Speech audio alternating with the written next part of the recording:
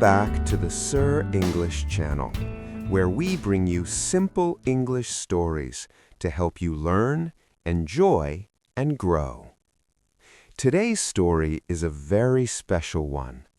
It is based on the classic book, A Christmas Carol by Charles Dickens, but we've rewritten it in a simple, modern, and easy-to-understand style, perfect for English learners.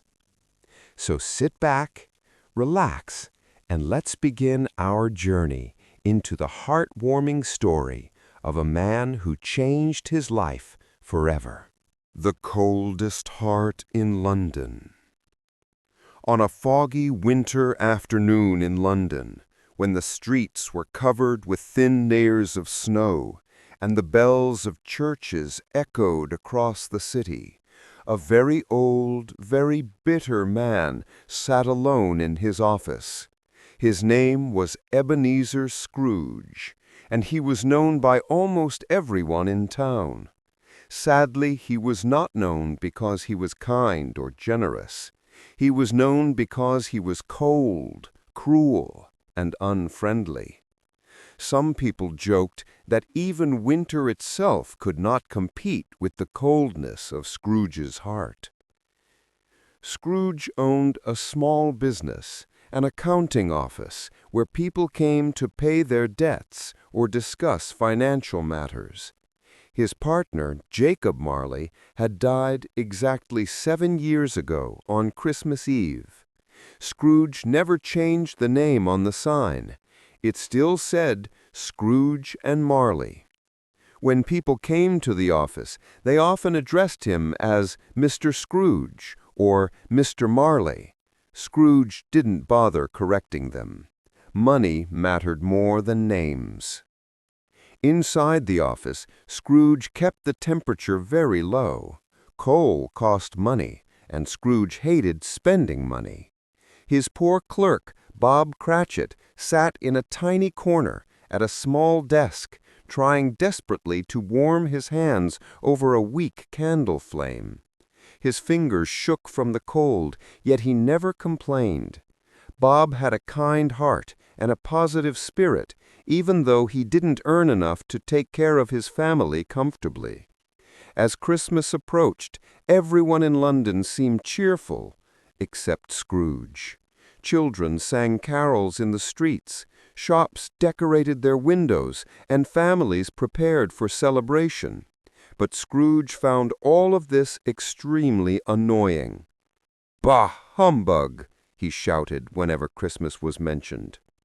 One afternoon, Scrooge's cheerful nephew, Fred, entered the office with a bright smile. "Merry Christmas, Uncle," Fred said warmly.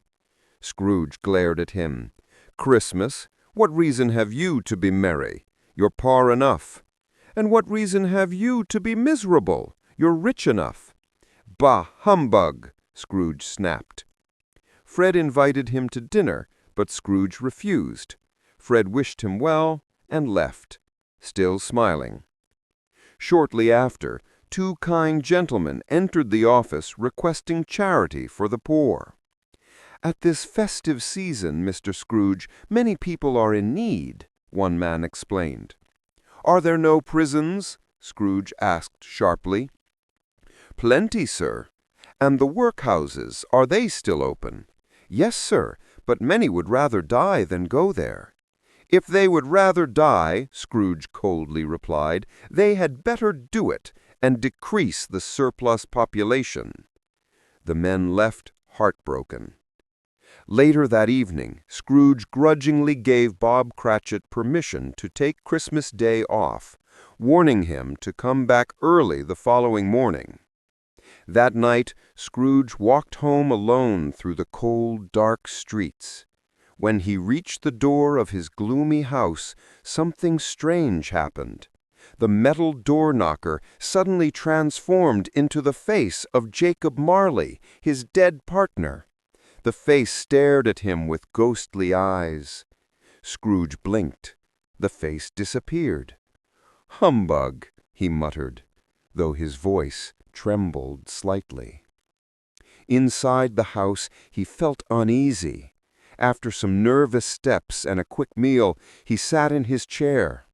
Suddenly, chains rattled loudly, and the ghost of Marley appeared before him, pale, transparent, and wrapped in long chains of cash boxes, ledgers, and steel locks. Scrooge was terrified. "Who are you?" he whispered. "In life, I was your partner, Jacob Marley." Scrooge swallowed hard. "Why do you wear those chains?" "I made them in life. I cared only for money and ignored my fellow humans. Now I wander endlessly as punishment." He warned Scrooge that he was heading towards the same terrible fate. "But you have a chance to escape my destiny," Marley said. "You will be visited by 3 spirits." Scrooge begged for the visit to end quickly. "They come for your salvation," Marley said before fading away. The First Spirit, A Journey into the Past. When Scrooge finally fell asleep, the bell tower struck 1. He woke suddenly and found a bright light in his room. A gentle voice called his name. Standing there was the ghost of Christmas past, a mysterious figure who looked both young and old at the same time. Its light glowed softly. "Come with me," it said. Scrooge felt afraid, but followed. In a moment, the walls of his room disappeared, and they stood in the countryside. Snow sparkled across the fields. Scrooge recognized the place. It was his childhood village. They walked to a small school building. Inside, young Ebenezer sat alone at a desk, reading a book, while other children celebrated outside. "I was left here every Christmas," Scrooge whispered sadly. "Father wouldn't take me home." Past Scrooge watched his lonely younger self, and his cold heart began to melt. Next, the spirit took him to another scene. A cheerful young woman entered the room, Fan, Scrooge's sister. She was bright, gentle, full of love. "I've come to bring you home, dear brother," she said in the memory. "Father has changed. You may come home forever." The older Scrooge wiped a tear from his eye. Fan had died young, leaving behind her son, Fred. The ghost then took him to a joyful workplace where a kind man, Mr. Fezziwig, hosted a lively Christmas party with dancing, music, and laughter. "Fezziwig made us happy," young Scrooge had once said. "Only a little money spent," Scrooge explained to the spirit. "But the happiness he gave us was priceless." Suddenly, Scrooge felt guilt about how he treated Bob Cratchit. The spirit wasn't finished. The next memory was sad. Scrooge saw a beautiful young woman, Belle, turning away from him. "Our love is gone," she said gently. "You love money more than me." Scrooge reached out, desperate to change the past, but his hand passed through the memory. "Spirit," he cried, "show me no more." But the ghost took him to one last scene. Belle, as a happily married mother, celebrating Christmas with her family. Scrooge stood outside the warm home, feeling the weight of everything he had lost. "Take me back," Scrooge begged, and suddenly he was in his room, exhausted, tears on his cheeks. The Second Spirit, titled The Warmth of the Present. Again the bell struck. At 2 o'clock, Scrooge saw a bright light under his door. He walked toward it, and found the ghost of Christmas present, a giant figure dressed in a green robe, full of laughter and overflowing with the spirit of good cheer. "Come, Scrooge," the spirit said. "There is joy in the world, even if you refuse to see it." The room transformed into busy London streets filled with smiling people carrying food, gifts, and warm greetings. They arrived at the humble home of Bob Cratchit. His wife cooked a modest dinner, and the children helped set the table. They were poor, but they were cheerful. Then Bob walked in, carrying his youngest son, Tiny Tim. The boy was fragile and used a small crutch, but despite his condition, he wore a bright smile. "God bless us, everyone," Tiny Tim said. Scrooge's eyes softened. "Spirit, tell me, will Tiny Tim live?" The ghost's expression faded. "If nothing changes, if the future continues as it is, the child will die." Scrooge trembled. "No! Oh, no, kind spirit! Say he will live!" "Why should you care?" the ghost asked, quoting Scrooge's own cruel words. "Isn't he part of the surplus population?" Scrooge felt crushed by shame. After dinner, the Cratchit family toasted to Scrooge's health, even though he was cruel to Bob. Scrooge felt even worse. Next, the spirit took him to his nephew Fred's house. Fred and his friends laughed, played games, and cheerfully joked about Scrooge's stubbornness.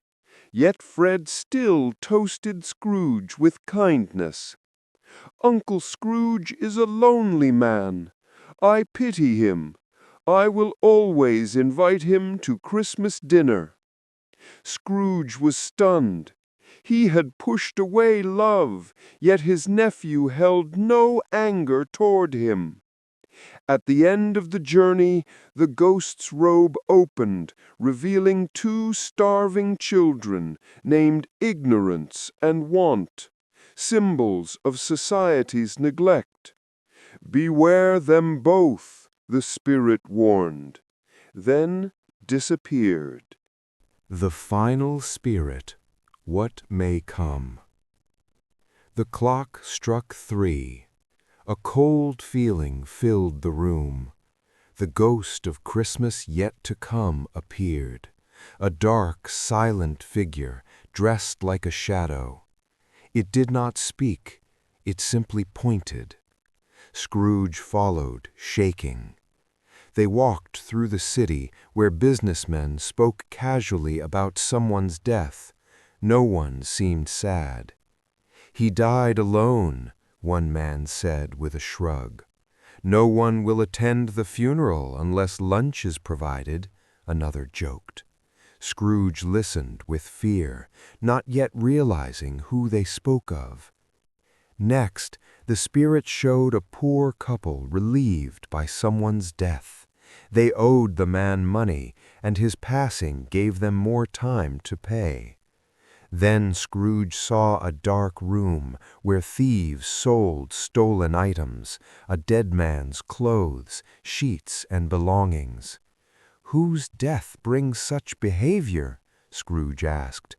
The spirit pointed to the corner where a corpse lay covered with a sheet. Scrooge approached, but was too afraid to lift the cloth. "It could be me," he whispered.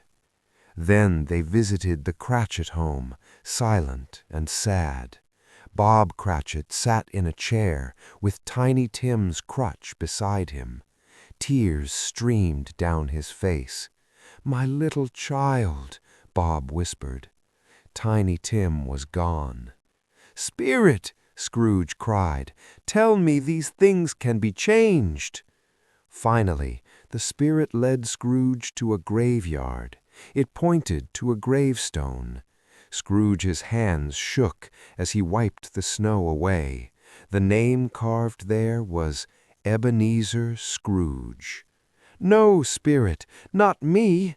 I am not the man I was. I will change, I promise. I will honor Christmas in my heart." The spirit said nothing. Slowly, it faded into darkness. A Christmas Reborn. Scrooge woke suddenly. He was in his bed. Sunlight shone through the window. Church bells rang. "It's Christmas Day!" he cried with joy. "I haven't missed it!" He danced around the room laughing, a sound no one had heard from him in decades. He dressed quickly and rushed outside. He bought the biggest turkey in the market and secretly sent it to the Cratchit family with a kind message.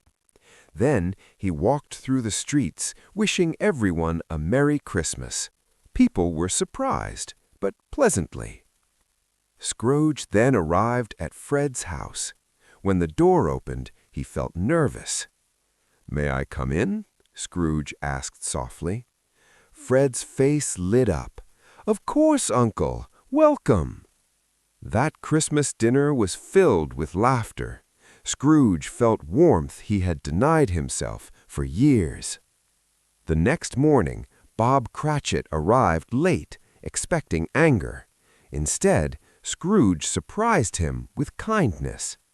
Scrooge gave Bob a raise and promised to help Tiny Tim. Under Scrooge's support, Tiny Tim lived and grew stronger. From that day forward, Scrooge became a second father to him. A heart renewed. Ebenezer Scrooge changed completely. He became generous, warm-hearted, and loved by all. He donated to the poor, helped families in need, and greeted everyone with joy. People sometimes laughed at the new Scrooge, but he didn't mind. His heart had opened at last. And Tiny Tim's words echoed every Christmas. God bless us, every one.